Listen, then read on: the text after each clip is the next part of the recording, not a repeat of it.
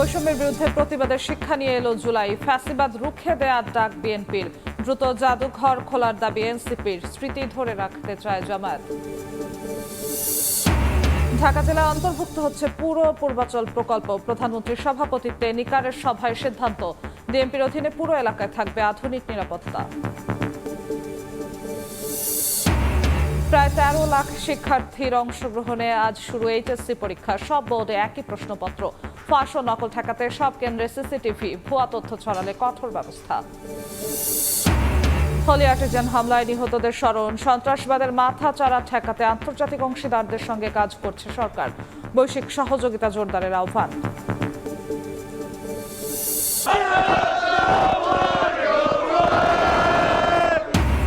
ইংল্যান্ডের ত্রাণকর্তা Harry Kane জোড়া গোলে ভাঙলেন প্লের রেকর্ড। কঙ্গোকে হারিয়ে বিশ্বকাপের শীর্ষ 16তে 3 লায়ন্স। ভোরে যুক্তরাষ্ট্রের প্রতিপক্ষ বসনিয়া।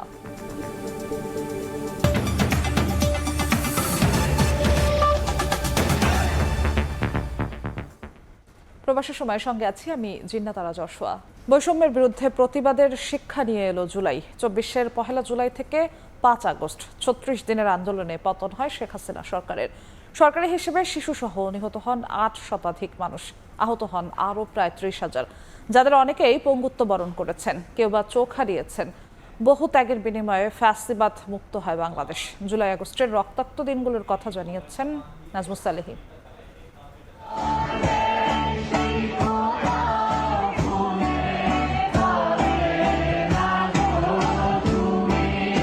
জুলাই গণ অভ্যুত্থান 36 দিনের আন্দোলনে পতন হয় শেখ হাসিনার সরকারের। দেশ ছেড়ে ভারতে পালিয়ে যেতে বাধ্য হন তিনি। 36 দিনের আন্দোলনের শুরুটা হয় 1 জুলাই থেকেই। উচ্চ আদালতের এক রায়কে কেন্দ্র করে সরকারি চাকরিতে কোটা প্রথা বাতিলের দাবিতে শুরু হয় ছাত্র আন্দোলন। ঢাকা বিশ্ববিদ্যালয় থেকে শুরু হওয়া এই আন্দোলন ছড়িয়ে পড়ে দেশের প্রতিটি বিশ্ববিদ্যালয়ে। রাস্তায় বেরিয়ে আসেন বেসরকারি বিশ্ববিদ্যালয় ও মাদ্রাসার শিক্ষার্থীরাও।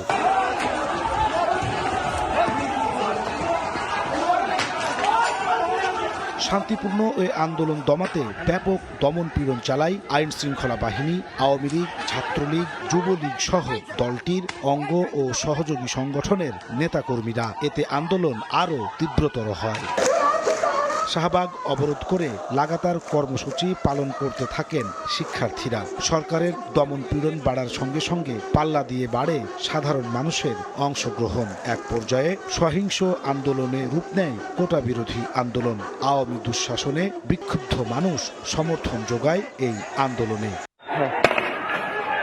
16 জুলাই রংপুরে বেগম রোকেয়া বিশ্ববিদ্যালয়ের শিক্ষার্থী আবু সাইদকে খুব কাছ থেকে গুলি করে হত্যা করে পুলিশ। ওই দিন চট্টগ্রামে শহীদ হন ছাত্রদল নেতা ওয়াসিম আকরাম। সারা দেশে আন্দোলন দাবানলের মতো জ্বলে ওঠে। সরকারি হিসেবে শিশুসহ নিহত হন 8 শতাধিক মানুষ, আহত হন আরও প্রায় 30,000।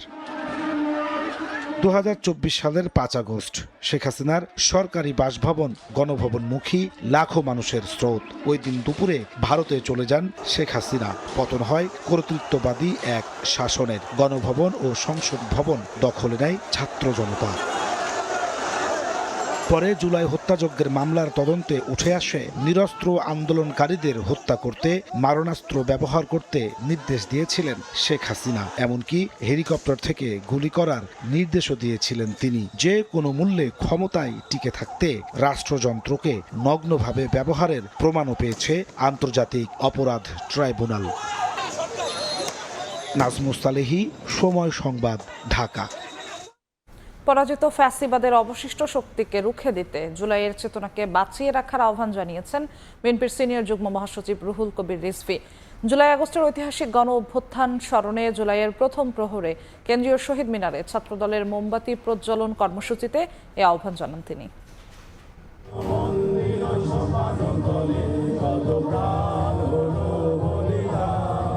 বুধবার রাত 12টা 1 মিনিট বাজার সঙ্গে সঙ্গেই মোমবাতি জ্বালিয়ে এবং নিরাপত্তা পালনের মাধ্যমে জুলাই গণ অভ্যুত্থান এবং ফ্যাসিবাদ বিরোধী আন্দোলনে শহীদদের প্রতি শ্রদ্ধা জানানো হয়।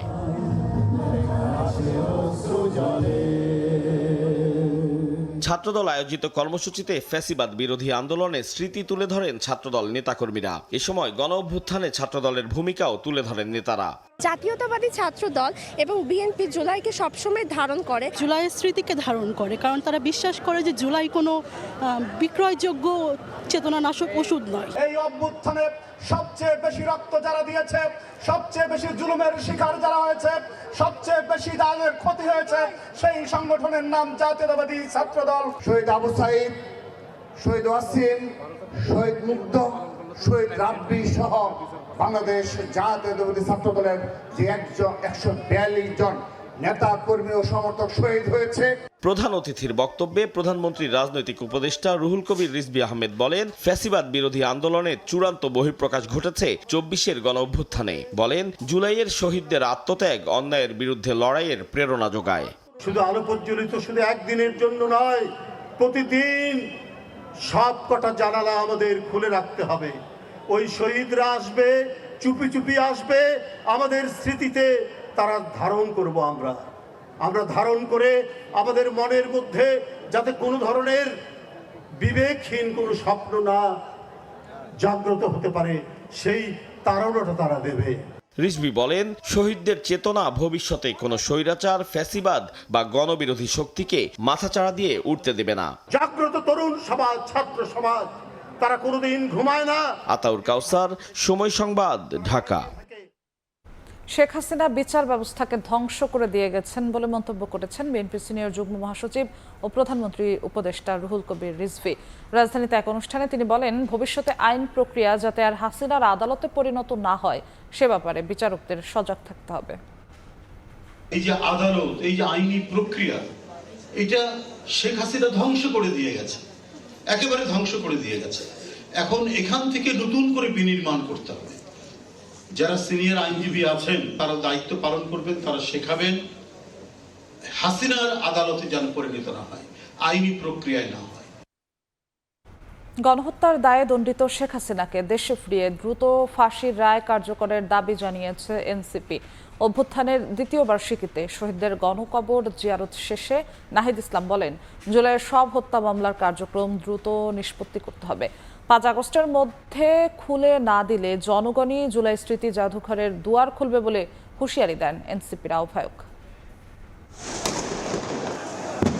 24-এর উত্তাল জুলাই সম্মিলিত প্রতিরোধের মুখে পতন ঘটে আওয়ামী লীগ সরকারের। দেশ ছাড়তে বাধ্য হয়েছিলেন তৎকালীন প্রধানমন্ত্রী শেখ হাসিনা। স্বৈরাচারী শাসন ব্যবস্থার অবসান ঘটাতে সরকারি হিসেবে প্রাণ যায় 8 শতাধিক ছাত্র জনতার।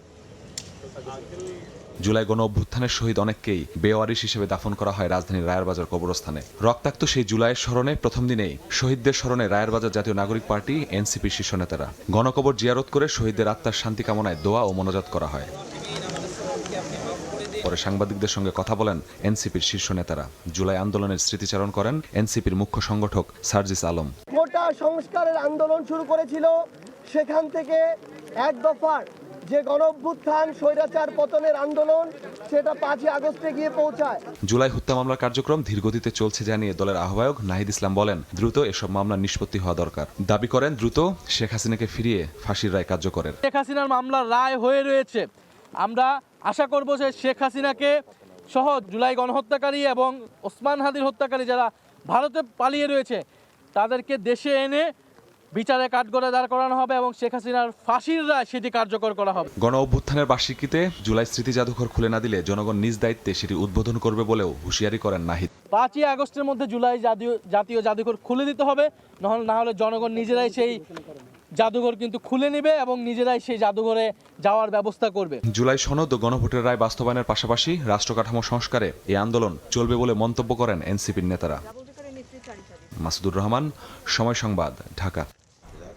সরকার গণভোটের রায় অগ্রাহ্য করায় রাজনীতিতে নতুন সংকট তৈরি হয়েছে বলে মন্তব্য করেছেন বিরোধী দলীয় নেতা ও জামায়াত আমির ডাক্তার শফিকুর রহমান। সংসদের এলডি হলে বাজেট পরবর্তী মতবিনিময় সভায় একথা বলেন তিনি।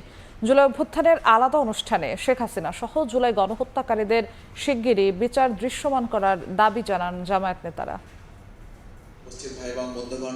জুলাই গণঅভ্যুত্থানের দ্বিতীয় বর্ষপূর্তিতে বিশেষ আলোচনা সভার আয়োজন করে বাংলাদেশ জামায়াত ইসলামী ঢাকা মহানগরী দক্ষিণ শাখা। বুধবার বিকেলে রাজধানীর কাকরাইলে অনুষ্ঠিত এ সভায় যোগ দেন শহীদ পরিবারের সদস্য এবং আহত জুলাই যোদ্ধারা। পতন ঘটিয়ে এ সময় বক্তারা শেখ হাসিনা সহ জুলাই গণহত্যাকারীদের বিচার দ্রুত দৃশ্যমান করার দাবি জানান। জুলাইয়ের আকাঙ্ক্ষা বাস্তবায়নে সরকারকে শিগগিরই সংবিধান সংস্কার পরিষদ গঠনের আহ্বান জানিয়ে তারা বলেন, জীবন দিয়ে হলেও নতুন কোনো ফ্যাসিবাদের উত্থান ঘটতে দেয়া হবে না। এই শহীদ পরিবার আগামী বার্ষিকী উদযাপন যেন শেখ হাসিনার ফাঁসির মধ্য দিয়ে করতে পারে। এদিন সকালে জাতীয় সংসদের এলডি হলে আয়োজিত এক মতবিনিময় সভায় বিরোধী দলীয় নেতা ও জামায়াত আমির ডাক্তার শফিকুর রহমান অভিযোগ করেন, জুলাই আন্দোলনের স্মৃতি ধরে রাখতে বাজেটে সরকার পর্যাপ্ত বরাদ্দ রাখেনি। গণভোটের রায় অগ্রাহ্য করায় রাজনীতিতে নতুন সংকট তৈরি হয়েছে বলেও মন্তব্য করেন তিনি। জুলাই সংক্রান্ত দুটি প্রতিষ্ঠান আছে, এই দুইটার ব্যাপারে কিচ্ছু নেই। কি হলো, জুলাইকে হারিয়ে যাবে? জুলাই না থাকলে আমরা কোথায়? এই সংসদ কোথায়? এই সরকার কোথায়? বিকেলে জাতীয় মসজিদ বাইতুল মোকাররমের উত্তর প্রাঙ্গণে অভ্যুত্থানকালীন হত্যাকাণ্ডের বিচার দাবিতে লিফলেট বিতরণ করেন খেলাফত মজলিস নেতাকর্মীরা। শফিক মুন্সি, সময় সংবাদ, ঢাকা। ঢাকা জেলায় অন্তর্ভুক্ত হচ্ছে পুরো পূর্বাচল প্রকল্প। প্রধানমন্ত্রীর সভাপতিত্বে নিকারের সভায় এ সিদ্ধান্ত নেওয়া হয়েছে। পাশাপাশি 3টি নতুন উপজেলা ও একটি থানা অনুমোদন দেওয়া হয় বৈঠকে। একই দিন প্রধানমন্ত্রীর সঙ্গে সাক্ষাৎ করেছে জাপানের একটি প্রতিনিধি দল। শাহজালাল বিমানবন্দরে 3rd টার্মিনাল নির্মাণ কাজ ডিসেম্বরের মধ্যে শেষ হবে বলে আশা প্রকাশ করেছেন প্রধানমন্ত্রী। ঢাকার উপর চাপ কমাতে রাজধানীর উপকণ্ঠে নারায়ণগঞ্জ ও গাজীপুরের কিছু অংশ নিয়ে চলছে পূর্বাচল নতুন শহর প্রকল্প। অবশেষে পূর্বাচল নতুন শহর প্রকল্প এলাকা যুক্ত হচ্ছে ঢাকা জেলায়। বুধবার দুপুরে সচিবালয়ে প্রধানমন্ত্রী তারেক রহমানের সভাপতিত্বে প্রশাসনিক পুনর্বিন্যাস সংক্রান্ত জাতীয় বাস্তবায়ন কমিটি নিকার 121তম সভায় এ সিদ্ধান্ত হয়। পাশাপাশি 3টি নতুন উপজেলা ও একটি থানা অনুমোদন দেওয়া হয় নিকার বৈঠকে। নতুন থানা হিসেবে যুক্ত হচ্ছে চট্টগ্রামের হালদা, আর 3টি নতুন উপজেলা হিসেবে যুক্ত হচ্ছে চট্টগ্রামের ফটিকছড়ি উত্তর, কুমিল্লার বাঙ্গোরা এবং ময়মনসিংহের পাগলা। এদিকে যানজট নিরসনে করণীয় নিয়ে ঢাকা দক্ষিণ সিটির প্রশাসক সহ সংশ্লিষ্টদের সঙ্গে বৈঠক করেন সরকার প্রধান। ঢাকা শহর ঘিরে 110 কিলোমিটারের যে নদীপথ রয়েছে তা চালু করা গেলে রাজধানীতে যানজট কমবে বলেও জানানো হয় বৈঠকে। একই দিনে সচিবালয়ে প্রধানমন্ত্রীর কার্যালয়ে প্রধানমন্ত্রী তারেক রহমানের সঙ্গে সাক্ষাৎ করেন জাপানের একটি প্রতিনিধি দল। এ সময় বিভিন্ন উন্নয়ন প্রকল্প, জ্বালানি সহায়তা বৃদ্ধি এবং বাংলাদেশ জাপান অর্থনৈতিক অংশীদারিত্ব চুক্তি সহ রোহিঙ্গা সংকট নিয়ে আলোচনা হয়। পাশাপাশি বাংলাদেশ নৌবাহিনীকে 5টি পেট্রোল বোট দেওয়া হবে বলে জানায় জাপানের প্রতিনিধি দল। হযরত শাহজালাল আন্তর্জাতিক বিমানবন্দরে 3য় টার্মিনাল নির্মাণ কাজ ডিসেম্বরের মধ্যে শেষ করা হবে বলে আশা প্রকাশ করেন প্রধানমন্ত্রী তারেক রহমান। তাসনিয়া নিশাত, মিম, সময় সংবাদ, ঢাকা। পূর্বাচল নতুন শহর প্রকল্পে 4টি থানা, 6টি তদন্ত কেন্দ্র এবং 2টি পুলিশ লাইন্স স্থাপনের নীতিগত সিদ্ধান্ত নিয়েছে সরকার। 3টি ডিসি অফিস ছাড়াও প্রকল্পের বিভিন্ন সেক্টরে 41টি পুলিশ বক্স স্থাপনেরও প্রক্রিয়া চলমান বলে জানিয়েছেন আইজিপি। প্রকল্প এলাকায় বরকাও পুলিশ ক্যাম্প উদ্বোধন শেষে তিনি বলেন, এর ফলে পুলিশে জনবল সৃষ্টি হবে 6524 জন। 31 বছরেও পুরোপুরি বাসযোগ্য হয়নি 6150 একর জমির উপর গড়ে তোলা পূর্বাচল নতুন শহর প্রকল্প। নাগরিক সুবিধা, অবকাঠামো ও নিরাপত্তার অভাবে প্লট মালিকরা যেমন হতাশ, তেমনি প্রকল্প বাস্তবায়নে রাজুকের দীর্ঘসূত্রিত প্রশ্নের মুখে পড়েছে। এবার পূর্বাচল নতুন শহরকে ঢাকা মহানগর পুলিশের আওতায় আনার সিদ্ধান্ত নিয়েছে সরকার। বুধবার সকালে প্রকল্প এলাকায় বরকাও পুলিশ ক্যাম্প উদ্বোধন শেষে আইজিপি জানান, 4টি থানা, 6টি তদন্ত কেন্দ্র এবং 2টি পুলিশ লাইন্স স্থাপনের নীতিগত সিদ্ধান্ত হয়েছে।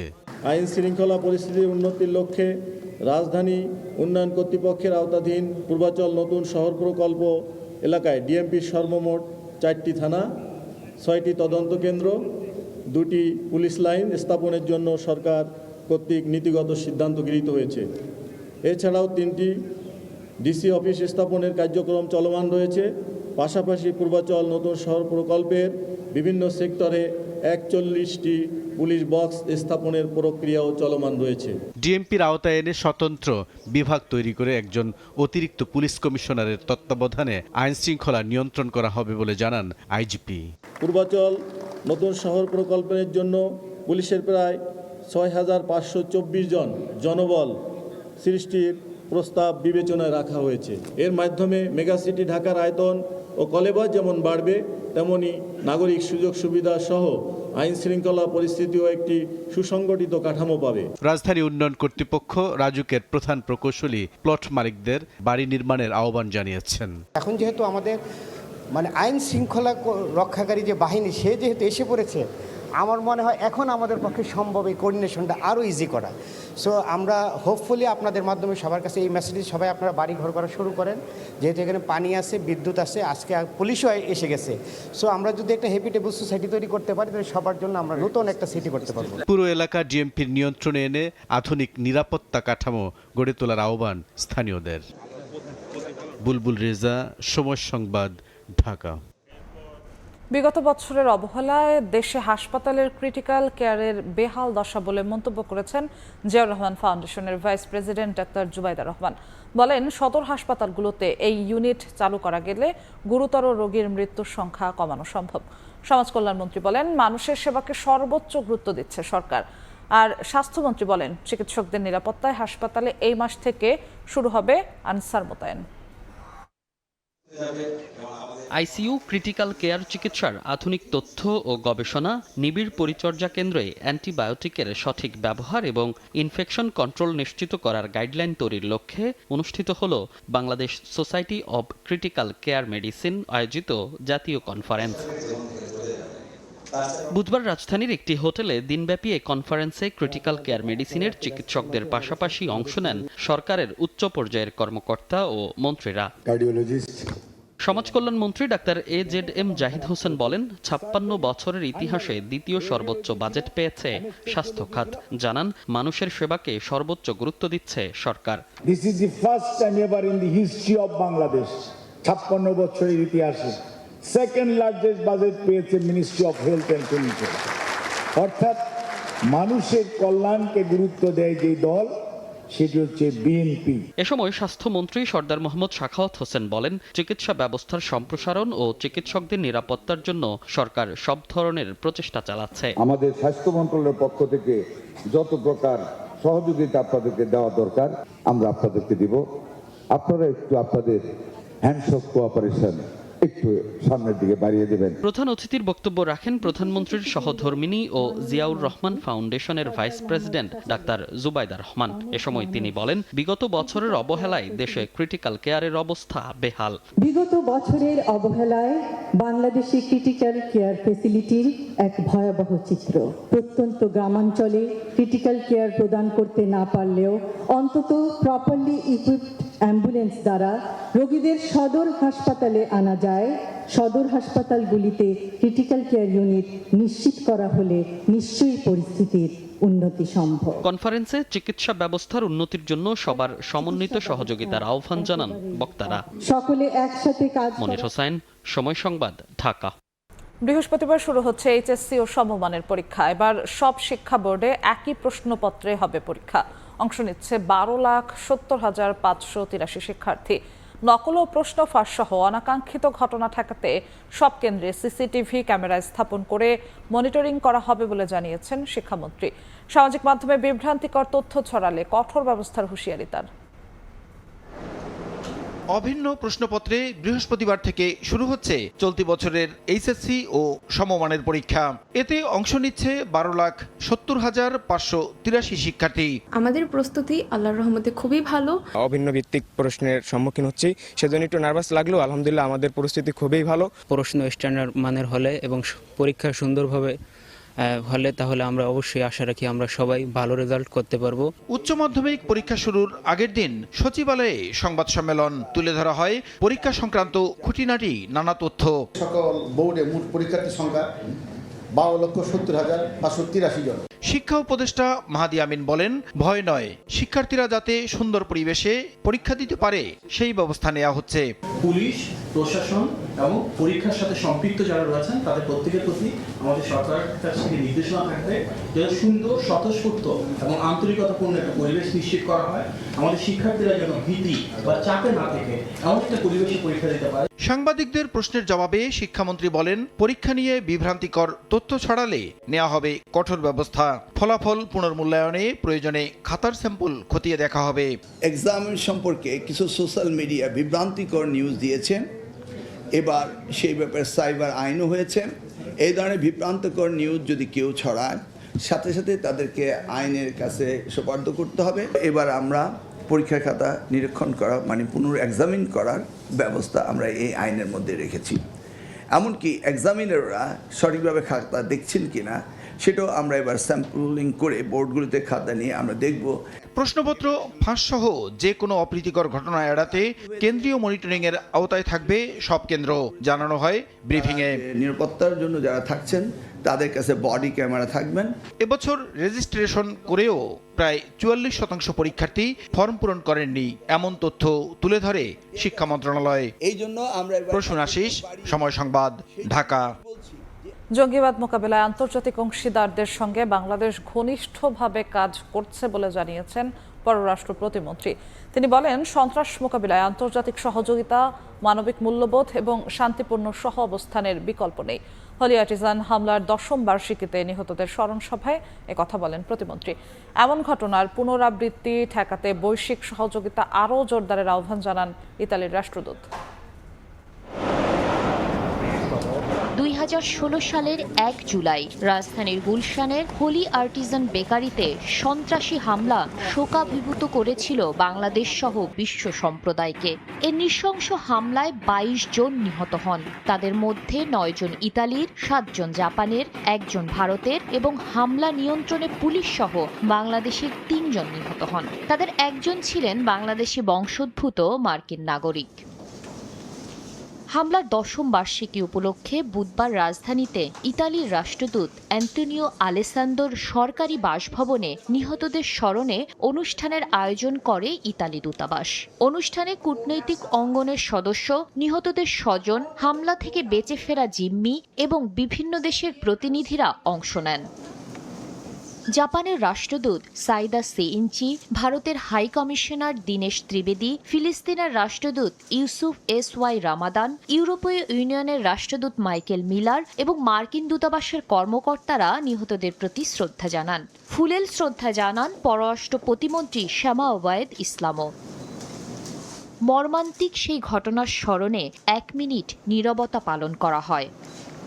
স্মরণ সভায় বক্তারা বলেন, এ ধরনের ট্র্যাজেডি যেন আর কখনো ফিরে না আসে, সে লক্ষ্যে বৈশ্বিক সহযোগিতা আরও জোরদার করা প্রয়োজন। The terrorists sought to sow hatred and fuel division between the people of Bangladesh and the international community. Instead, what emerged was a strengthened sense of solidarity and a heightened awareness of the value of dialogue among peoples and of our shared commitment to combating violence. Holey Artisan হামলাকে বাংলাদেশের ইতিহাসে এক কালো অধ্যায় উল্লেখ করে পররাষ্ট্র প্রতিমন্ত্রী বলেন, জঙ্গিবাদ মোকাবেলায় আন্তর্জাতিক অংশীদারদের সঙ্গে ঘনিষ্ঠভাবে কাজ করে যাচ্ছে Bangladesh. Most importantly, we have ensured accountability by bringing the perpetrators to justice through the appropriate legal process. Also, Bangladesh continues to contribute to global counter-terrorism efforts while promoting peace, security and sustainable development. স্মরণ সভা থেকে সন্ত্রাসবাদের বিরুদ্ধে সম্মিলিত প্রতিরোধ, আন্তর্জাতিক সহযোগিতা জোরদার এবং মানবিক মূল্যবোধ সমুন্নত রাখার আহ্বান জানানো হয়। শাতিলা শারমিন, সময় সংবাদ, ঢাকা। ইরানের সর্বোচ্চ নেতা আয়াতুল্লাহ খামেনির রাষ্ট্রীয় জানাজায় জাতীয় সংসদের স্পিকার হাফিজ উদ্দিন আহমদকে আমন্ত্রণ জানানো দুই দেশের সৌহার্দ্যপূর্ণ সম্পর্কের প্রতিফলন। পররাষ্ট্র মন্ত্রণালয় একথা বলেছেন প্রতিমন্ত্রী শামা ওবায়েদ ইসলাম। বলেন, দেশের স্বার্থ প্রাধান্য দিয়েই করিডর সহ চীনের বিভিন্ন প্রস্তাব পর্যালোচনা করা হচ্ছে। ইরানের সাথে আমাদের এনার্জি কোঅপারেশন আছে, ইরানের মানুষের সাথে বাংলাদেশের মানুষের পিপল টু পিপল একটি স্ট্রং একটা যোগাযোগ আছে। সর্বোচ্চ নেতা আয়াতুল্লাহ খোমেনির ওনার শেষকৃত্য অনুষ্ঠিত হবে। ইরানের সরকার বাংলাদেশের সরকারকে আমন্ত্রণ পাঠিয়েছে। সেই আমন্ত্রণে সাড়া দিয়ে আমাদের সম্মানিত স্পিকার যাচ্ছেন। যারা মুসলিম আছি তাদের একটা শ্রদ্ধার জায়গা থেকে অবশ্যই এটা গুরুত্বপূর্ণ।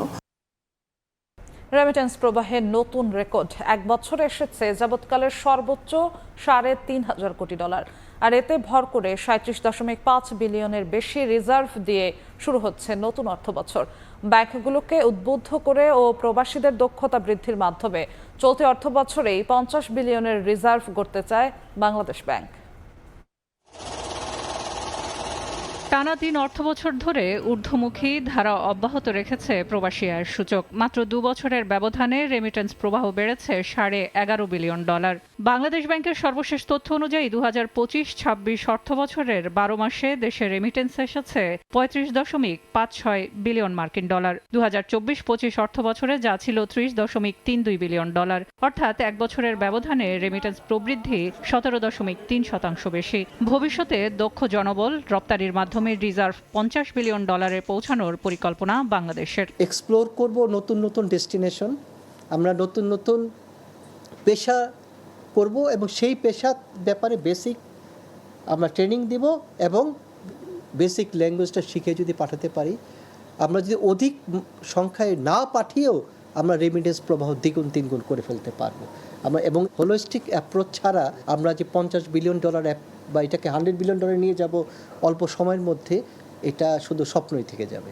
বিশ্লেষকদের মতে নীতি সহায়তা ও বৈধ ব্যাংকিং চ্যানেলে অর্থ পাঠানোর প্রবণতা বৈদেশিক মুদ্রার রিজার্ভ শক্তিশালী করেছে, যা নতুন অর্থবছরে আমদানি ব্যয় নির্বাহ, এক্সচেঞ্জ রেট স্থিতিশীল রাখা এবং সামষ্টিক অর্থনীতিকে শক্তি যোগাবে। হুন্ডি বা অন্যান্যভাবে কিন্তু আসলে টাকাটা আসতো, তাহলে সেই ক্ষেত্রে বাংলাদেশ, বিশেষ করে বাংলাদেশ সরকার তথা রাষ্ট্রের এক ধরনের কিন্তু রিজার্ভ মেইনটেন্যান্সের ক্ষেত্রে বড় ধরনের একটা ঝামেলা বা ঝুঁকি পোহাতে হতো।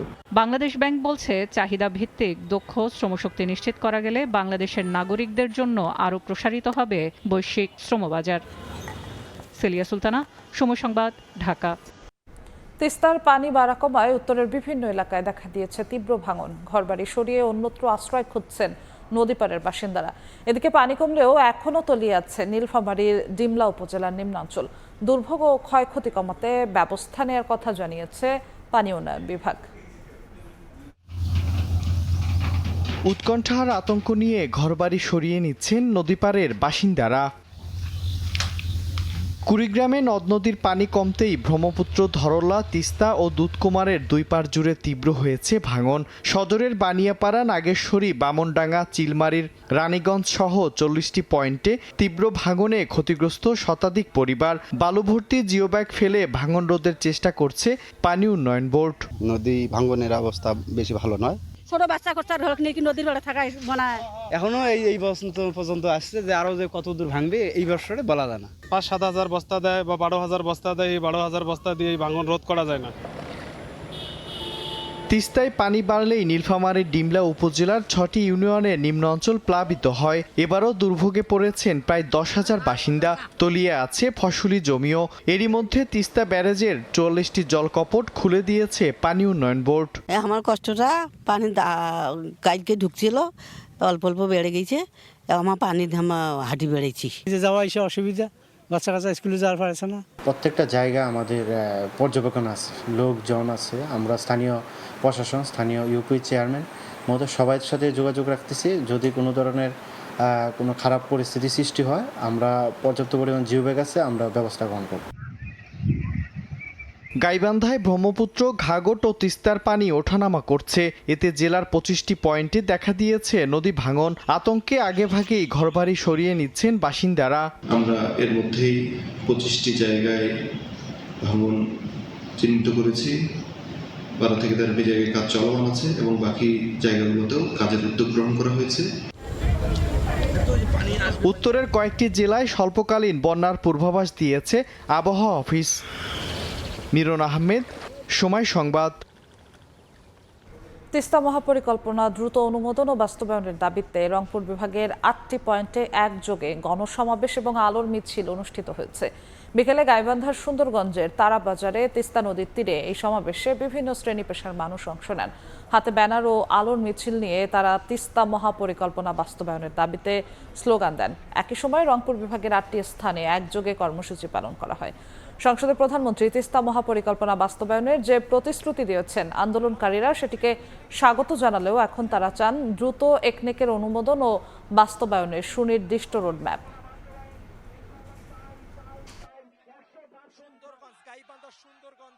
সময়বদ্ধ রোডম্যাপ ঘোষণা করা হবে। এই দাবিতে আমরা আজকে তিস্তার তীরে তীরে ৮টা পয়েন্টে হাজার হাজার মানুষ এই মেসেজ দেওয়ার জন্য দাঁড়িয়েছি। দ্রুত তিস্তা মহাপরিকল্পনা বাস্তবায়নে একনেকে অনুমোদন এবং সময়বদ্ধ রোডম্যাপ ঘোষণা করা। একনেকে অনুমোদন দিতে হবে, তারপরে তিস্তা মহাপরিকল্পনা বাস্তবায়নের জন্য বাজেট বরাদ্দ দিতেই হবে। অবশেষে জন্মসূত্রে নাগরিকত্ব আইন বাতিলে ট্রাম্প প্রশাসনের আদেশ খারিজ করে দিলেন মার্কিন সুপ্রিম কোর্ট। ৬-৩ ভোটের রায়ে বহাল থাকলো ১৫০ বছরের সাংবিধানিক নজির। সুপ্রিম কোর্টের এই রায় দেশের জন্য খুবই দুর্ভাগ্যজনক উল্লেখ করে পদক্ষেপ নিতে কংগ্রেসকে আহ্বান জানিয়েছেন মার্কিন প্রেসিডেন্ট। যুক্তরাষ্ট্র থেকে বিস্তারিত জানাচ্ছেন লস্কর আল মামুন। অবৈধভাবে যুক্তরাষ্ট্রে অবস্থানকারী কিংবা অস্থায়ী ভিসায় থাকা অভিভাবকদের যুক্তরাষ্ট্রে জন্ম নেয়া সন্তানদের স্বয়ংক্রিয় নাগরিকত্ব বাতিল করতে চলতি বছরের শুরুতে নির্বাহী আদেশ জারি করেছিলেন মার্কিন প্রেসিডেন্ট ডোনাল্ড ট্রাম্প। তবে সেই আদেশ বাতিল করে ৬-৩ ভোটে রায় দিয়েছে যুক্তরাষ্ট্রের সুপ্রিম কোর্ট। আদালত বলেছেন, জন্মসূত্রে নাগরিকত্ব সংবিধান স্বীকৃত অধিকার এবং তার নির্বাহী আদেশের মাধ্যমে সীমিত করা যায় না। প্রধান বিচারপতি জন রবার্টস সংখ্যাগরিষ্ঠ মতামতে বলেন, যেসব বাবা মা অবৈধভাবে বা সাময়িকভাবে যুক্তরাষ্ট্রে অবস্থান করছেন তাদের সন্তানরাও মার্কিন সংবিধান অনুযায়ী জন্মের সঙ্গে সঙ্গেই নাগরিক। তিনি গৃহযুদ্ধ পরবর্তী সময়ে পাশ হওয়া সংবিধানের 14শ সংশোধনীর ইতিহাস তুলে ধরে বলেন, এই সংশোধনী যুক্তরাষ্ট্রে জন্মগ্রহণকারী প্রত্যেক ব্যক্তির নাগরিকত্ব নিশ্চিত করেছে। রায়ে তিনি লিখেছেন, নাগরিকত্ব তখনও এবং এখনও অধিকারের অংশ। এদিকে আদালতের এই রায়ের সমালোচনা করেছেন মার্কিন প্রেসিডেন্ট ডোনাল্ড ট্রাম্প। যুক্তরাষ্ট্রের জন্য এটি দুঃখজনক সিদ্ধান্ত উল্লেখ করে মার্কিন জন্মসূত্রে নাগরিকত্ব বাতিল করতে কংগ্রেসকে আহ্বান জানিয়েছেন তিনি। লস্কর আল মামুন, সময় সংবাদ, যুক্তরাষ্ট্র। ইরান যুক্তরাষ্ট্র সমঝোতা স্মারক নিয়ে কূটনৈতিক তৎপরতা চললেও কাটছে না অনিশ্চয়তা। আলোচনা এগিয়ে নিতে দোহায় অবস্থান করছে দুদেশের প্রতিনিধি দল। তবে মার্কিন প্রতিনিধিদের সঙ্গে উচ্চ পর্যায়ের বৈঠকের সম্ভাবনা নাকচ করেছে ইরান। চুক্তির শর্ত পূরণ না হলে আর কোনো আলোচনা নয় বলে স্পষ্ট বার্তা দিয়েছে তেহরান। এমনকি ইরান যুদ্ধের জন্য প্রস্তুত বলেও হুঁশিয়ারি দেওয়া হয়েছে। এদিকে লেবাননে হিজবুল্লাহর হুমকি দূর না হওয়া পর্যন্ত সেনা প্রত্যাহার না করার ঘোষণা দিয়েছেন ইসরায়েলের প্রধানমন্ত্রী। ইরান যুক্তরাষ্ট্র সমঝোতা স্মারকের পরবর্তী ধাপ নিয়ে আলোচনায় কাতারের রাজধানী দোহায় অবস্থান করছে দুদেশের প্রতিনিধি দল। তবে তেহরান স্পষ্ট জানিয়েছে, মার্কিন প্রতিনিধিদের সঙ্গে কোনো উচ্চ পর্যায়ের বৈঠক নির্ধারিত হয়নি, বরং তাদের কারিগরি প্রতিনিধি দল কাতারের মাধ্যমে অর্থ ছাড়সহ সমঝোতা বাস্তবায়নের বিষয়গুলো নিয়ে কাজ করছে। কাতারও জানিয়েছে, দুই দেশের কারিগরি পর্যায়ের আলোচনা মধ্যস্থতাকারীদের মাধ্যমে চললেও বর্তমানে কোনো উচ্চ পর্যায়ের সরাসরি বৈঠক হচ্ছে না। কাতারের প্রধানমন্ত্রী শেখ মোহাম্মদ বিন আব্দুর রহমান আল থানি, মার্কিন বিশেষ দূত স্টিভ উইটকফ এবং মার্কিন প্রেসিডেন্ট ডোনাল্ড ট্রাম্পের জামাতা জ্যারেড কুশনারের সঙ্গে বৈঠক করে মধ্যস্থতা অব্যাহত রাখার প্রতিশ্রুতি পুনর্ব্যক্ত করেছেন। তবে সমঝোতা স্মারকের গুরুত্বপূর্ণ শর্ত বাস্তবায়ন না হওয়া পর্যন্ত ইরান চূড়ান্ত কোনো চুক্তির আলোচনায় বসবে না বলে ঘোষণা দিয়েছেন দেশটির পার্লামেন্টের স্পিকার মোহাম্মদ বাঘের গালিবাফ। এসব শর্তের মধ্যে রয়েছে লেবাননের সংঘাত বন্ধ, হরমুজ প্রণালীতে মার্কিন নৌ অবরোধ প্রত্যাহার, 60 দিনের জন্য বাণিজ্যিক জাহাজ চলাচল নিশ্চিত করা, ইরানের তেল রপ্তানিতে ছাড় এবং জব্দ করা ইরানি অর্থ ছাড়। তিনি সতর্ক করে বলেন, আলোচনা বাস্তবায়িত না হলে যুদ্ধের জন্য প্রস্তুত রয়েছে ইরান। একই সঙ্গে হরমুজ প্রণালীতে নিজেদের সার্বভৌম অধিকারের প্রশ্নে কোনো আপোষ করা হবে না বলেও জানান তিনি। এদিকে লেবানন সীমান্তে উত্তেজনা কমার কোনো ইঙ্গিত দিচ্ছে না ইসরায়েল। দক্ষিণ লেবানন সফরে প্রধানমন্ত্রী বিনিয়ামিন নেতানিয়াহু বলেন, হিজবুল্লাহর হুমকি পুরোপুরি দূর না হওয়া পর্যন্ত সেখানে ইসরায়েলি সেনা অবস্থান করবে। সেনাদের যে কোনো হুমকির বিরুদ্ধে তাৎক্ষণিক ব্যবস্থা নেওয়ার নির্দেশও দিয়েছেন তিনি। রাইসা জান্নাত, সময় সংবাদ। প্রবাসীদের জন্য ওয়ার্ক পারমিট সংশোধনের সুযোগ আরও 6 মাস বাড়ালো সৌদি সরকার। দেশটির মানব সম্পদ ও সামাজিক উন্নয়ন মন্ত্রণালয় HRSD জানিয়েছে, ওয়ার্ক পারমিট সংক্রান্ত জটিলতা নিরসনের সময়সীমা বাড়িয়ে করা হয়েছে 2026 সালের 31 ডিসেম্বর পর্যন্ত। নতুন সিদ্ধান্তে দীর্ঘদিন মেয়াদোত্তীর্ণ ওয়ার্ক পারমিটধারী এবং নির্ধারিত সময়েও পারমিট না পাওয়া কর্মীরাও সংশোধনের সুযোগ পাবেন। রিয়াদ থেকে আরিফুর রহমানের রিপোর্ট। সৌদি প্রবাসীদের ওয়ার্ক পারমিট সংক্রান্ত জটিলতা সমাধানে আগে 30 জুন পর্যন্ত সময় দিয়েছিল সৌদি মানব সম্পদ ও সামাজিক উন্নয়ন মন্ত্রণালয়। তবে নতুন সিদ্ধান্তে সেই সময়সীমা বাড়িয়ে করা হয়েছে 2026 সালের 31 ডিসেম্বর পর্যন্ত। সংশ্লিষ্টরা বলছেন, হাজারো প্রবাসীর জন্য এটি বৈধ কর্মসংস্থানে ফিরে আসার বড় সুযোগ, বিশেষ করে যাদের ওয়ার্ক পারমিট 12 মাসের বেশি আগে মেয়াদ উত্তীর্ণ হয়েছে বা চাকরিতে যোগদানের 6 মাস পরও পারমিট পাননি, তারাও এখন সংশোধনের আবেদন করতে পারবেন। আজকে শেষ হওয়ার তারিখ ছিল, কিন্তু সরকার আমাদের জন্য একটা সুন্দর সুখবর দিয়েছে যে সেটা ডিসেম্বর পর্যন্ত এক্সটেন্ড করা হয়েছে, যা আমাদের জন্য অনেকটা স্বস্তির খবর। যারা পার্সোনালি আকামা বানায় নাই তাদের জন্য আকামা করার আবার সুযোগ রাখছে ডিসেম্বর পর্যন্ত। যদি সেই পর্যন্ত না বানায়, সৌদি সরকারের হয়তোবা শাস্তির কোনো ব্যবস্থা আছে, সেটা করতে পারে। নিয়োগকর্তার গাফিলতি, প্রশাসনিক জটিলতা কিংবা দালাল চক্রের প্রতারণার কারণে বহু বাংলাদেশি প্রবাসী দীর্ঘদিন ধরে বৈধ কাগজপত্রের সংকটে রয়েছেন। অনেকেই কফিল না পেয়ে কাজ হারিয়েছেন, আবার কেউ কেউ মানবেতর জীবনযাপন করছেন। এমনকি খোলা আকাশের নিচে কিংবা মসজিদের চত্বরে রাত কাটানোর ঘটনা ঘটছে। এদিকে যারা বৈধভাবে দেশে ফিরতে চান, তাদের প্রয়োজনীয় আইনি ও কনসুলার সহায়তা দিতে প্রস্তুত রয়েছে বাংলাদেশ দূতাবাস। সময়সীমার মধ্যে প্রয়োজনীয় প্রক্রিয়া সম্পন্ন করলে সর্বোচ্চ সহযোগিতা করা হবে। আপনি দ্রুত ডিসেম্বরের 31 তারিখের আগেই হয় ট্রান্সফার হয়ে যান অথবা বৈধভাবে দেশে চলে যান। দেশে চলে যাওয়ার জন্য যদি দূতাবাসে আসেন, যেটাকে আপনারা আউটপাস বলে থাকেন বা স্পেশাল এক্সিট প্রোগ্রাম, ইকামা এক্সপায়ারদের জন্য সেটা সেই সুবিধাটা গ্রহণ করতে পারেন। অর্থাৎ আপনি বৈধভাবে সৌদি আরবে থাকলেও বৈধভাবে থাকেন, অথবা সৌদি আরব থেকে বের হলেও বৈধভাবে বের হন। প্রবাসীদের আশা, সময়সীমা বাড়ানোর এই সিদ্ধান্তে অনেকেই আবার বৈধতার আওতায় ফিরে আসতে পারবেন। এতে কর্মসংস্থানে স্থিতিশীলতা বাড়বে, কমবে গ্রেপ্তার ও আইনি জটিলতার ঝুঁকি। আরিফুর রহমান, সময় সংবাদ, সৌদি আরব। এ পর্যায়ে শীর্ষ সংবাদগুলো জানিয়ে দিচ্ছি আরেকবার। বৈষম্যের বিরুদ্ধে প্রতিবাদের শিক্ষা নিয়ে এলো জুলাই। ফ্যাসিবাদ রুখে দেওয়ার ডাক বিএনপির। দ্রুত জাদুঘর খোলার দাবি এনসিপির। স্মৃতি ধরে রাখতে চায় জামায়াত। প্রায় 13 লাখ শিক্ষার্থীর অংশগ্রহণে বৃহস্পতিবার শুরু এইচএসসি পরীক্ষা। সব বোর্ডে একই প্রশ্নপত্র। ফাঁস ও নকল ঠেকাতে সব কেন্দ্রে সিসিটিভি। ভুয়া তথ্য ছড়ালে কঠোর ব্যবস্থা।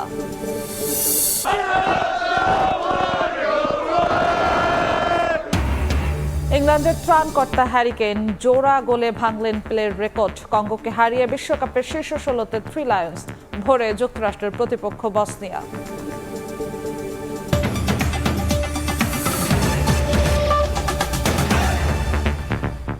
এ ছিল প্রবাসী সময়। দর্শক, বিশ্বকাপ ফুটবলের মহাযজ্ঞ সরাসরি সম্প্রচার করছে সময় টেলিভিশন। দেখতে চোখ রাখুন সময়ের পর্দায়। সঙ্গেই থাকুন সময়ের।